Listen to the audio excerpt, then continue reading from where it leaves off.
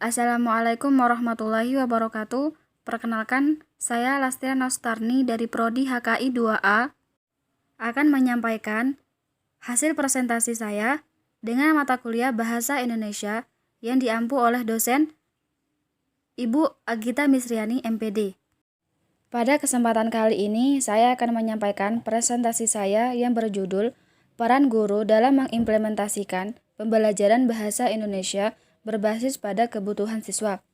Pada presentasi ini terdapat dua poin penting, yaitu yang pertama, memantapkan orientasi pembelajaran, dan yang kedua, pembelajaran aktif dan efektif. Mengajar adalah usaha menciptakan sistem lingkungan yang terdiri atas komponen pengajar, tujuan pengajaran, peserta didik, materi pelajaran, metode pengajaran, media pengajaran, dan faktor administrasi, serta biasa yang memungkinkan terjadinya proses belajar secara optimal. Dapat pula dinyatakan bahwa mengajar adalah proses mendidik atau membelajarkan peserta didik, membantu menumbuhkan dan mentransformasikan nilai-nilai positif atau memberdayakan peserta didik.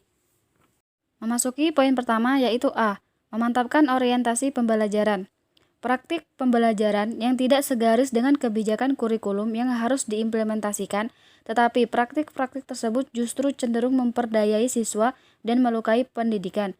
Sebagaimana diamanatkan dalam Pasal 3 Undang-Undang Nomor 20 Tahun 2003, bahwa pendidikan nasional berfungsi mengembangkan kemampuan dan membentuk watak serta peradaban bangsa yang bermartabat dalam rangka mencerdaskan kehidupan bangsa, bertujuan untuk mengembangkan potensi peserta didik agar menjadi manusia yang beriman dan bertakwa kepada Tuhan Yang Maha Esa, berakhlak mulia, sehat, berilmu, cakap, kreatif, mandiri, dan menjadi warga negara yang demokratis serta bertanggung jawab. Sejalan dengan itu, pembelajaran hendaknya berorientasi pada terbentuknya kompetensi dan kreativitas peserta didik. Kompetensi adalah kemampuan bersikap, berpikir, dan bertindak secara konsisten sebagai perwujudan dari pengetahuan, sikap, dan keterampilan yang dimiliki peserta didik. Selanjutnya yaitu B. Pembelajaran aktif dan efektif. Perwujudan kompetensi dan kreativitas peserta didik tersebut menuntut terselenggaranya pembelajaran yang efektif. Pembelajaran demikian akan dapat dicapai manakala guru mampu memilih, merancang, dan menggunakan pembelajaran yang inovatif serta berbasis pada kebutuhan para peserta didik. Praktik pembelajaran efektif tentu menuntut dipenuhinya sejumlah prinsip. Menurut Hookes, prinsip pembelajaran meliputi 1. Pembelajaran hendaknya dilakukan dalam aktivitas yang menumbuhkan daya dorong secara alamiah untuk belajar.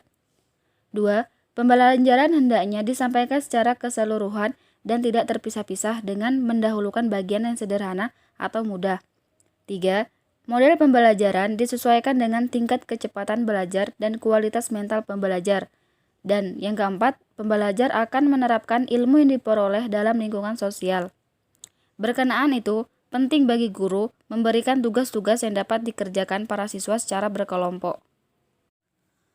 Menurut Belasa dalam bukunya, ada 5 unsur dalam kegiatan pembelajaran efektif, khususnya bila melibatkan siswa sebagai pemikir, yaitu memusatkan perhatian, struktur kooperatif, media, transfer, dan penilaian diri. Pembelajaran efektif mendorong guru merancang pembelajaran yang melibatkan siswa dalam tugas praktis dan kooperatif, sesuai dengan kecerdasan yang dituju dan sasaran kurikulum. Guru menjembatani keberhasilan siswa dalam menyelesaikan pelajaran dengan berbagai cara. Pada setiap cara tersebut, selalu termuat minat, timbal balik, makna, dan keutamaan.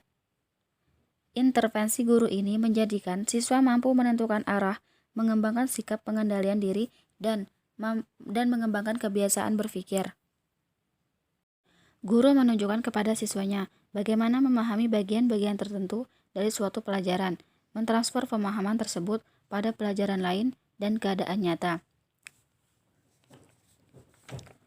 Guru menilai siswa dengan berbagai macam tolak ukur pendekatan, termasuk pendekatan ini adalah soal untuk mengukur tingkat pemahaman dan penerapan, penyediaan ruang untuk menampung kegiatan hasil kerja dan tugas-tugas siswa, refleksi dan penilaian diri siswa, dan memberi tugas nyata seperti menulis, menjawab langsung, ataupun melalui video. Siswa melakukan penilaian diri, menyimpan berkas-berkas kerjanya, dan merefleksi diri berdasarkan standar kerja melalui karya-karya yang telah ditentukan yang memicu tumbuhnya berbagai kecerdasan.